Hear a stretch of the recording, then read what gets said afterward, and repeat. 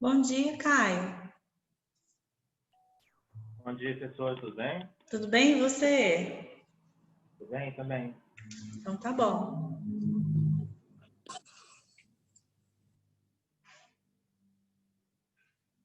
Bom dia, Maria Vitória, Heloísa, Isabelle. Bom dia. Bom dia, professora. Tudo bem com vocês, né?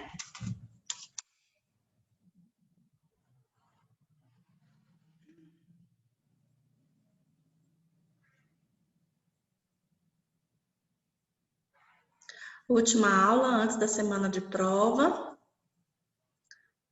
Não sei se vocês já viram, mas todas as minhas atividades pós-aula estão em dia.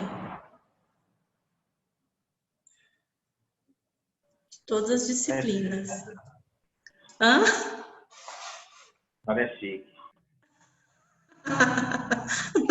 Não é chique, Caio. É obrigação.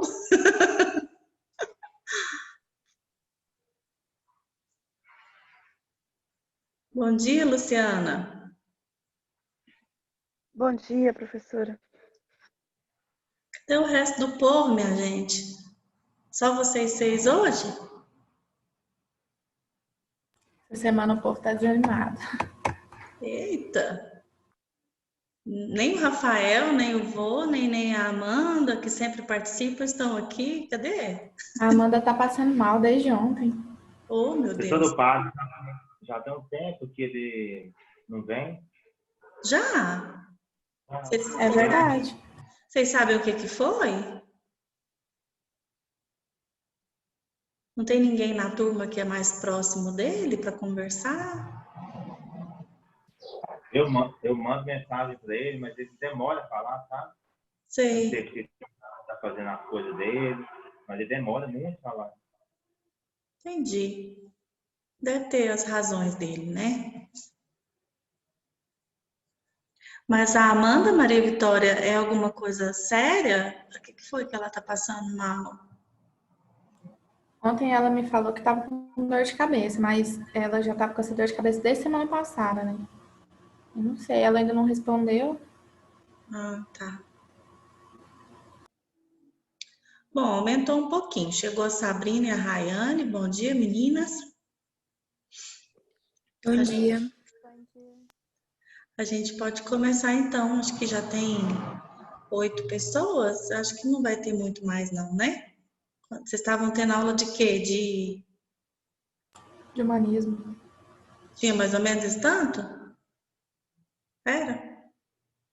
Então a gente vai começar. Bom, primeira coisa, eu já disse e vou repetir, todas as atividades pós-aulas estão postadas e os vídeos também, até as aulas da semana passada foram postados. Dessa semana, assim que terminar a semana, eu vou postar todos os vídeos e também fechar as atividades pós-aula. Dessa disciplina, vocês já sabem que tem que fazer o trabalho do filme do Pat Adams em relação àqueles 3 primeiros textos, né, que fala de humanização, que fala da perspectiva não, do paradigma biopsicossocial. Então, essa disciplina já está tudo encaminhadinho, o que é para fazer. Eu vou aproveitar que a gente está encontrando aqui, a maioria de vocês faz também desenvolvimento 3 comigo. Como a gente não teve aula essa semana porque foi feriado, e eu vou colocar para vocês a aula gravada de outra turma, eu já vou deixar aqui avisado o que é o trabalho dessa outra disciplina, tá bom? Para poder ficar bem claro, se vocês tiverem alguma dúvida, eu posso tirar, usar um pouquinho, uns minutinhos aqui dessa aula para a gente conversar. No desenvolvimento 3, a gente viu o capítulo 14, 15 e 16. O 16 foi o que vocês não tiveram a aula síncrona e vão ver o vídeo gravado. Então, vão ser esses 3 capítulos que vão do ciclo 2, que vão cair na prova. E aí, eu dei a opção, para a turma que eu estava conversando, eu dei a opção de 3 ou 4 filmes, para cada um escolher o filme que quer assistir e trabalhar dentro dos capítulos, tá? Para fazer um trabalho relacionando o tema com o filme. E aí vocês podem escolher também, não é para fazer de todos os filmes, é para escolher um que acha que tem mais a ver com você, com o estilo que você gosta. E aí faz o trabalho. O trabalho pode ser em dupla ou individual, não é obrigatório fazer em dupla, tá? Os 3 filmes que eu tô lembrando agora, o quarto eu esqueci, 2 são mais ligados ao tema sobre a violência doméstica. Um se chama Dormindo com o Inimigo, é um bem antigo da Julia Roberts.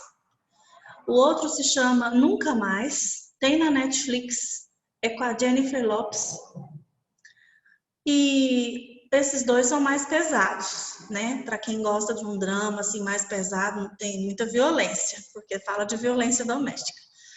E fala de características do adulto jovem e do adulto meia-idade, por isso que eu estou escolhendo esses filmes. E o terceiro já é uma comédia romântica, que fala também de características do adulto jovem, meia-idade, fala de paternidade, maternidade, relacionamento conjugal, que é o filme Juntos por Acaso, que um casal de amigos ganha uma nenenzinha de herança. Não sei se vocês já viram esse filme.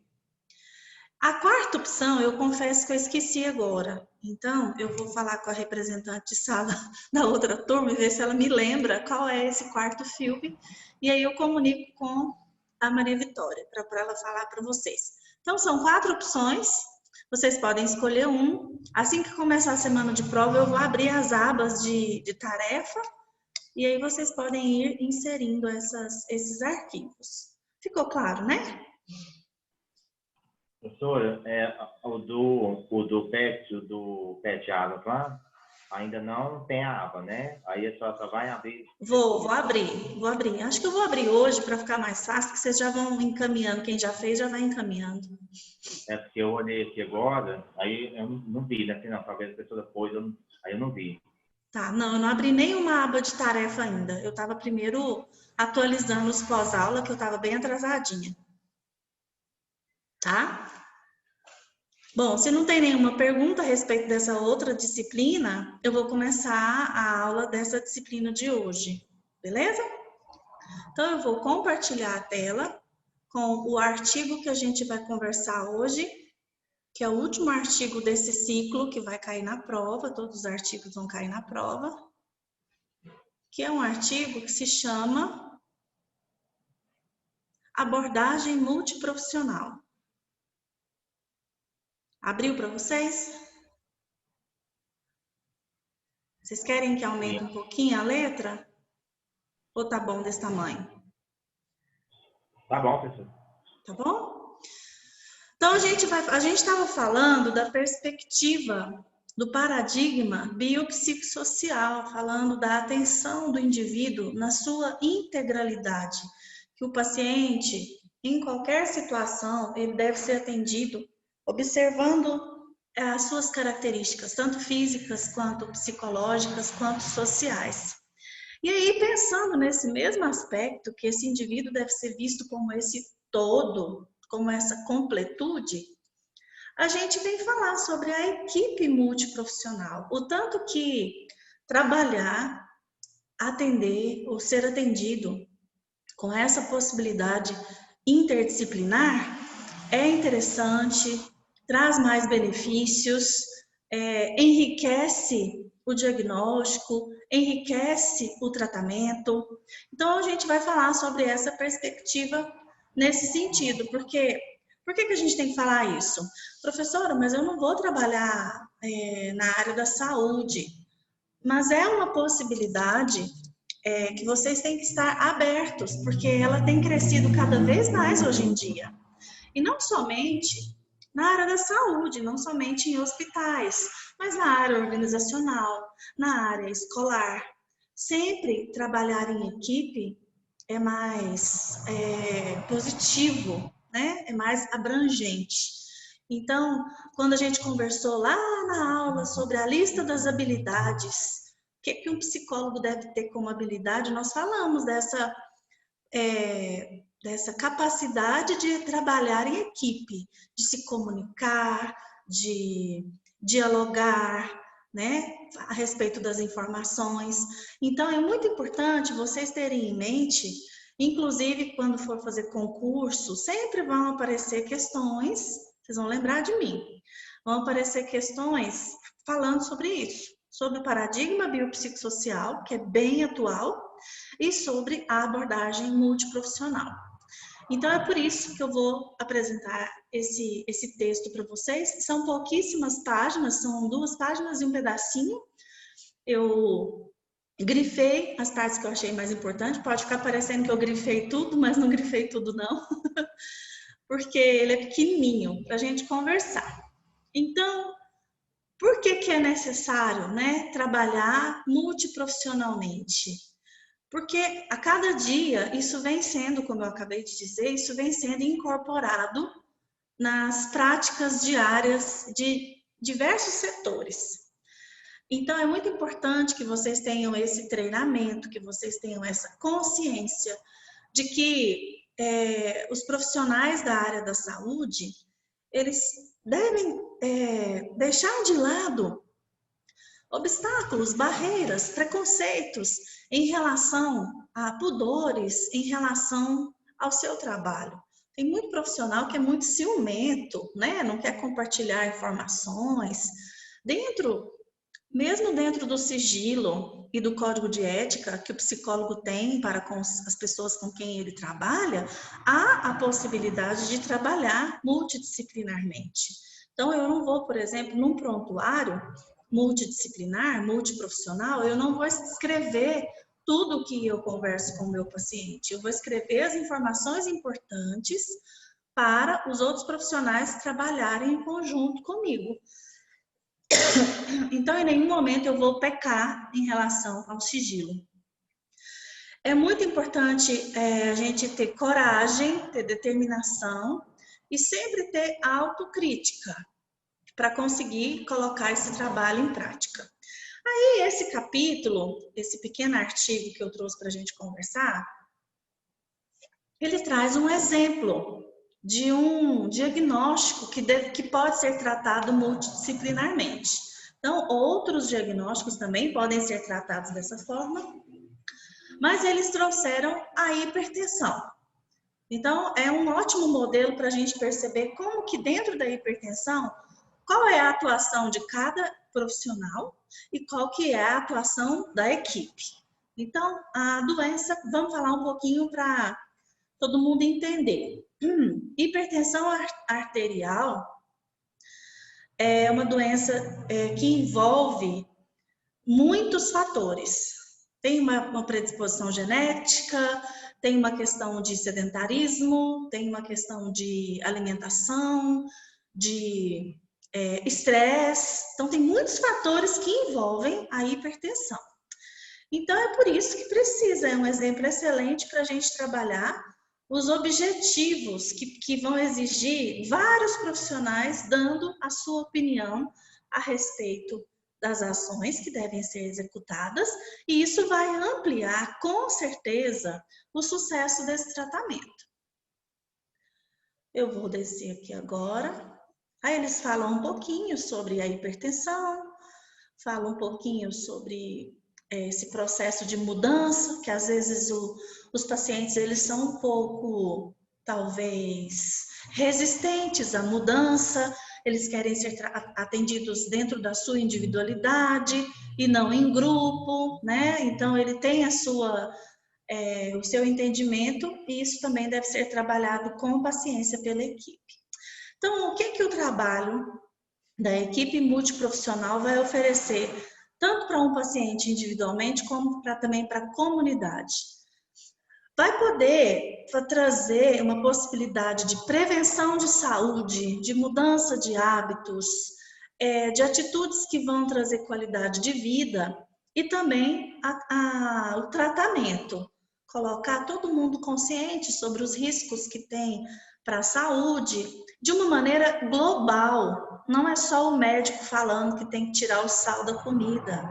É o psicólogo também falando sobre o estresse. É a nutricionista falando sobre outros alimentos e assim por diante.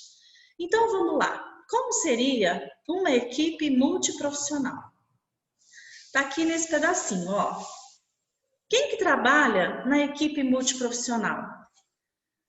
que vai lidar com esse paciente hipertenso?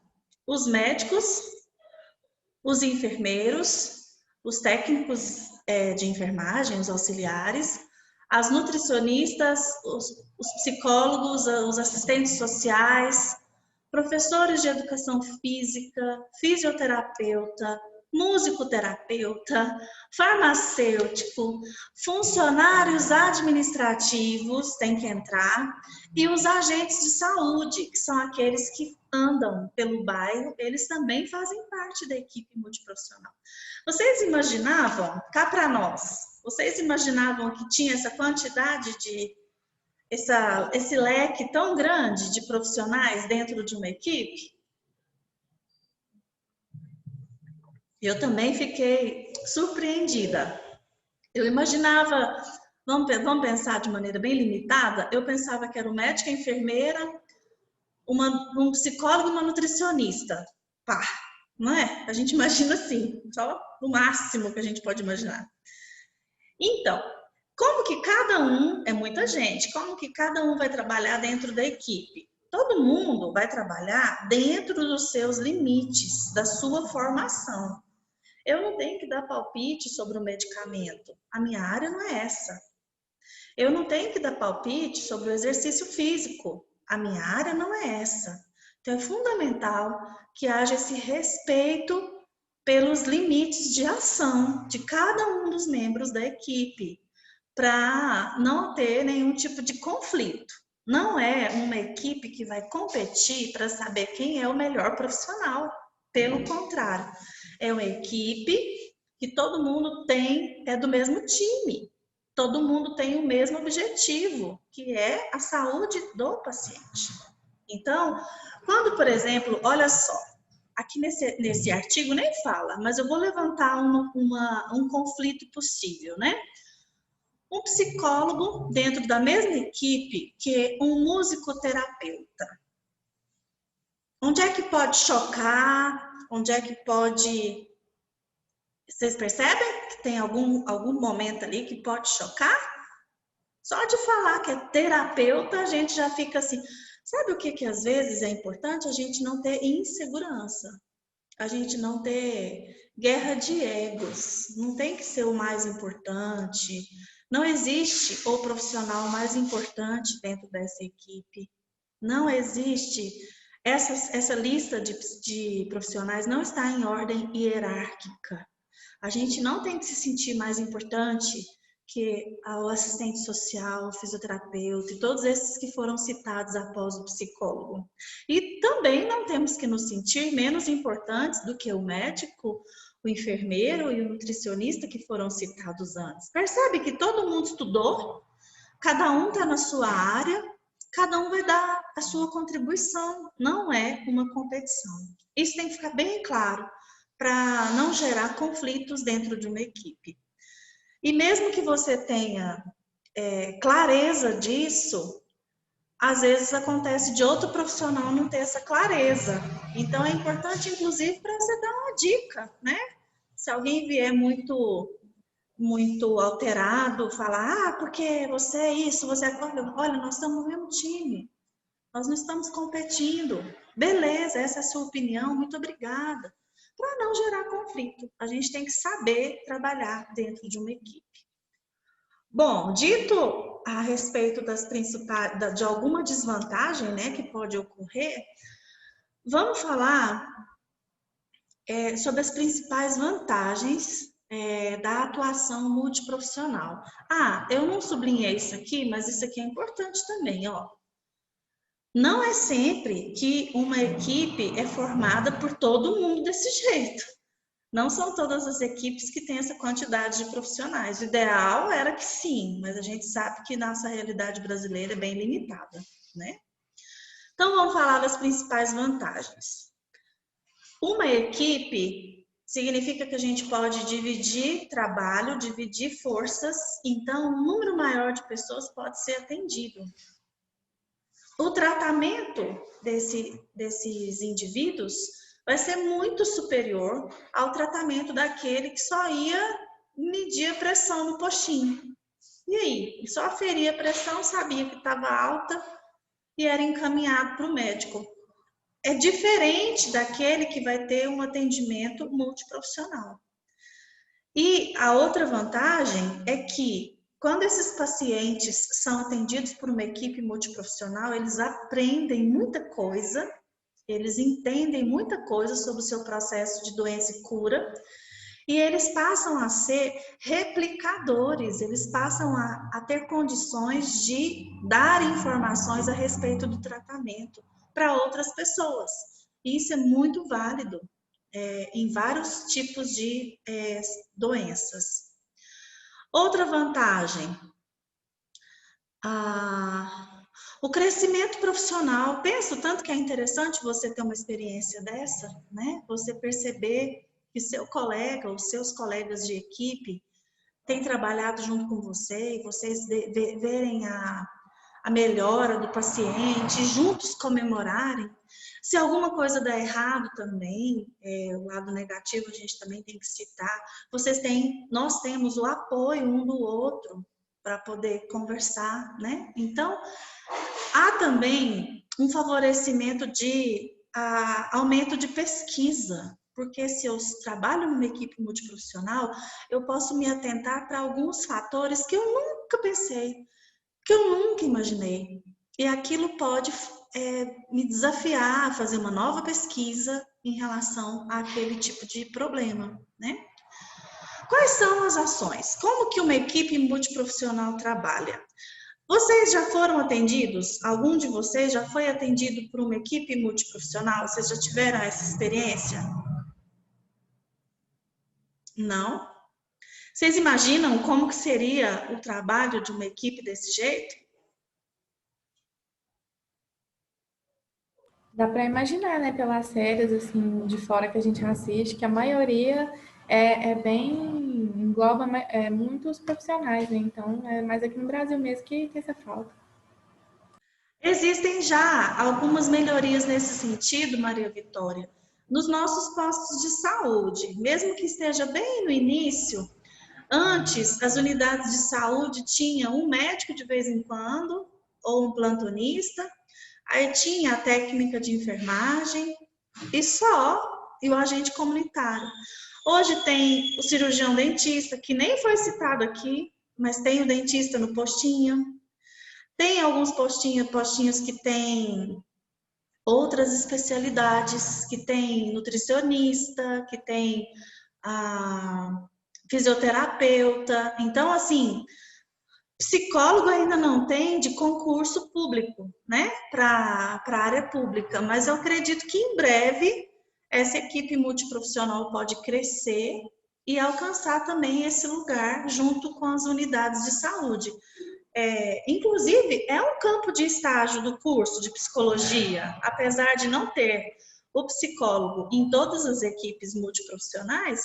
O pessoal que faz eu não sou da área das que vai para a saúde, eu sou da área social. Mas o professor Fernando, a professora Renata, a professora Margarete, atuam na área da saúde, eles vão com os alunos estagiários para as unidades de saúde. Então, enquanto está ali, vou falar agora o exemplo que eu vou dar, já é uma ação. Olha só, a promoção à saúde, a gente pode trabalhar uma ação educativa. Como que é essa ação educativa?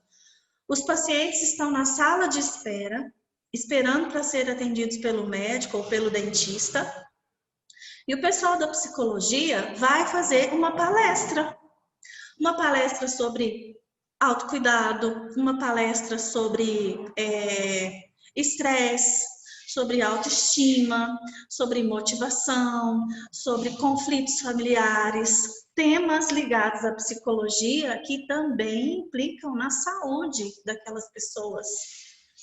Então, naquele momento que eles estão na sala de espera, eles não estão com um tempo perdido, com um tempo ocioso, eles estão recebendo informações. Não precisa ser só com palestras, pode ser uma roda de conversa. A gente pode promover, por exemplo, uma vez por semana, à tarde, um grupo de mulheres para conversar sobre temas da saúde da mulher. Uma vez por semana, um grupo sobre a criação de filhos.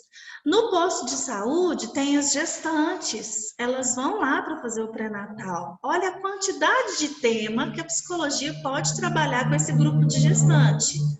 A gente vai falar da psicologia do desenvolvimento, puxando sardinha para o meu lado. A gente vai falar sobre o acompanhamento pré-natal, a saúde do bebê, a saúde da mãe, a importância da amamentação, a amamentação como um vínculo físico e afetivo, como que isso é importante. Então, assim, é uma gama de temas infinita que dá para trabalhar com vários públicos-alvos, né? Voltando aqui para o artigo que fala sobre a hipertensão, a ação comum de todo mundo é promover a saúde, é treinar os profissionais para essas ações, e as ações não necessariamente elas serão individuais, elas podem ser tanto individuais quanto em grupo, cada um com a sua especialidade. Só que a equipe não trabalha só junto, a equipe também trabalha como um profissional individual. Então, como são as ações individuais específicas de cada profissão? Aqui tem uma regra importante. Eu vou até ler para ficar bem claro. Nas situações em que houver superposição de função, isso deve acontecer de maneira natural e só será possível se houver harmonia entre o grupo, estabelecimento de regras claras e perfeita uniformidade de linguagem. O que é superposição de função? Foi o exemplo que eu dei ali atrás sobre o psicólogo, a musicoterapia, o psicólogo e o educador físico, por como que tem superposição? Quando eu estou lá no desenvolvimento, eu não falo para vocês que qualidade de vida mental, emocional, depende da qualidade de vida física? A gente não fala de doença psicossomática? Eu não falo dos problemas do sedentarismo? Então, o psicólogo vai falar para o paciente que ele precisa fazer atividade física? Vai. Mas aí, ele não pode falar nada diferente ou o contrário, que vai contradizer a fala do educador físico e do fisioterapeuta. O fisioterapeuta e o educador físico vão ter que estar bem alinhadinho, porque também o trabalho deles é super próximo. O psicólogo e o nutricionista, eu também não falo com vocês no desenvolvimento sobre alimentação, não é nossa especialidade, mas nós sabemos qual é o tipo de alimentação que deve ser para cada idade, que é fundamental. Então, eu tenho que tomar muito cuidado para não superpor a função da nutricionista ou da pessoa da área da nutrição, né? Então, isso tem que estar bem alinhado, o discurso dos profissionais deve estar bem claro para que tenha um equilíbrio, para que não haja um conflito de informações dentro da equipe, ok?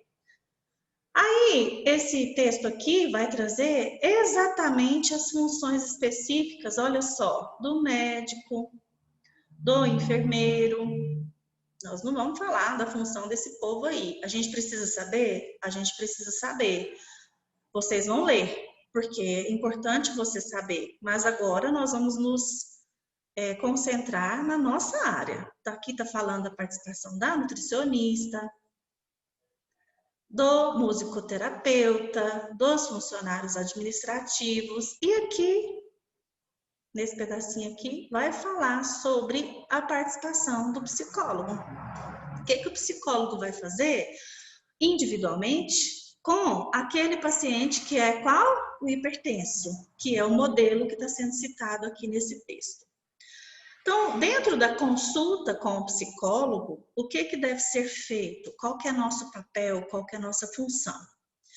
Fazer uma avaliação dos aspectos emocionais da vida desse paciente que, de alguma forma, pode aumentar o nível de estresse e, consequentemente, interferir na hipertensão, no problema de pressão arterial que ele tem.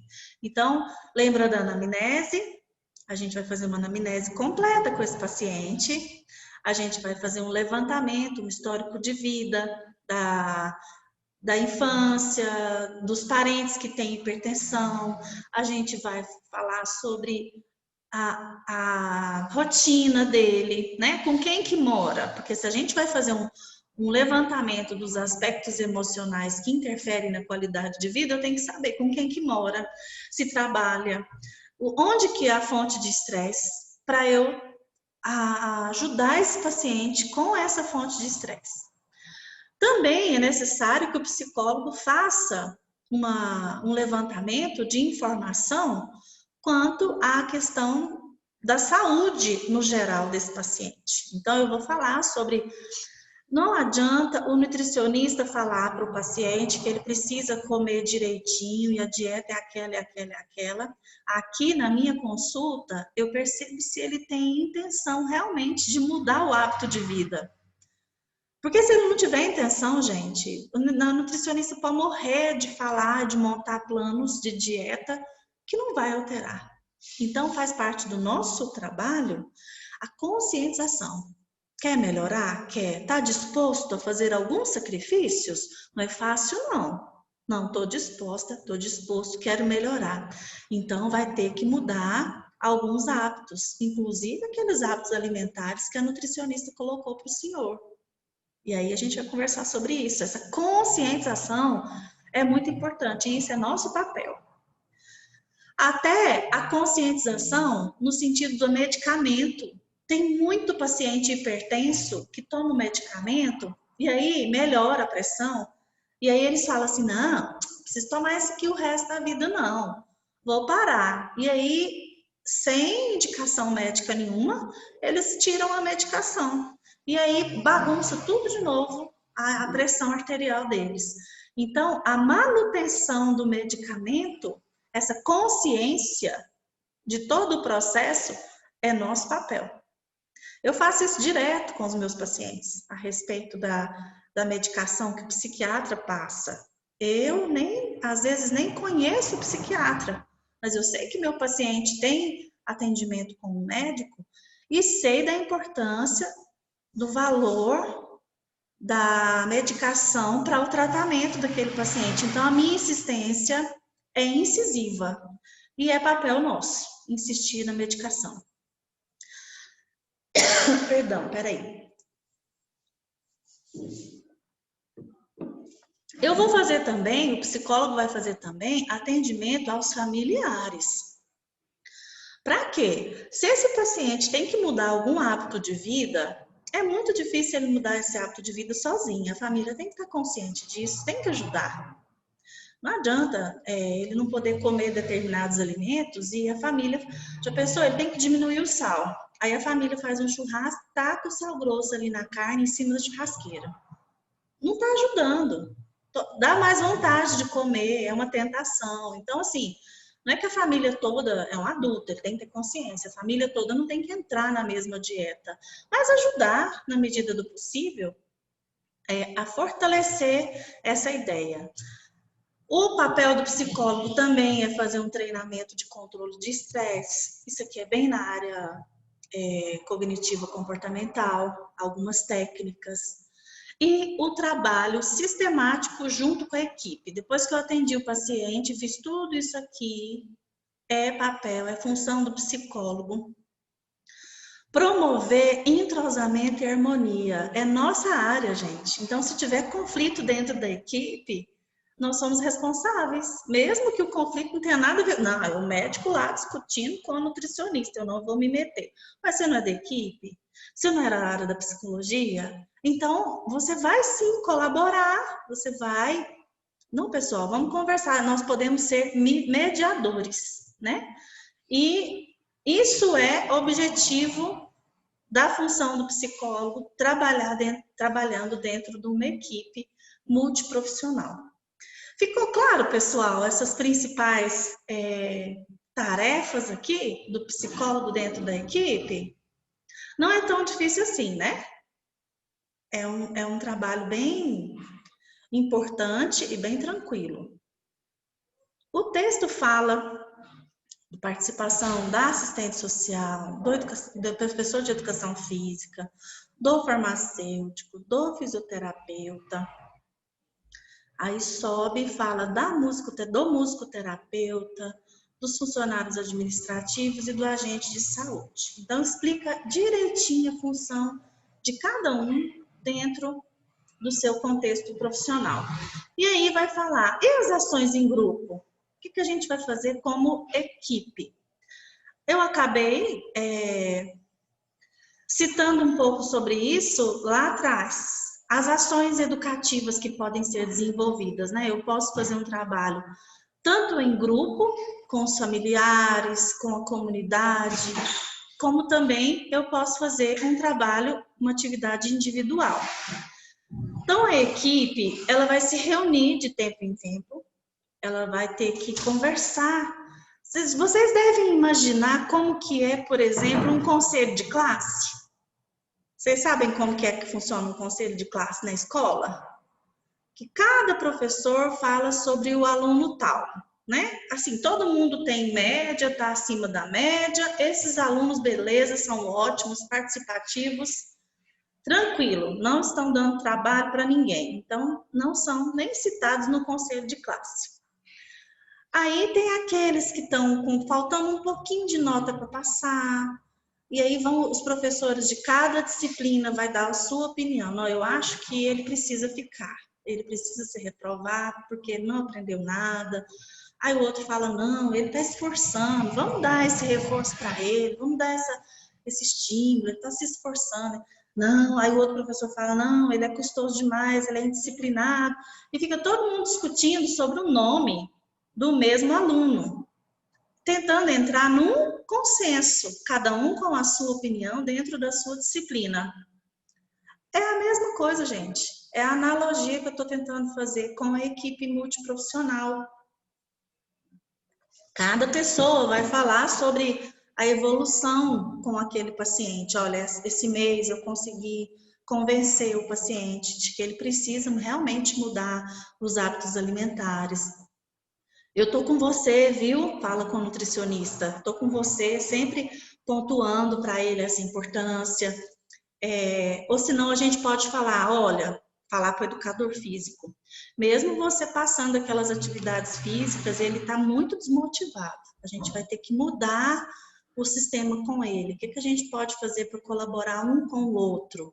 Então, é essa troca de ideia que vai enriquecer os procedimentos de tratamento com esses pacientes. Então, o atendimento ele é bem personalizado, não é?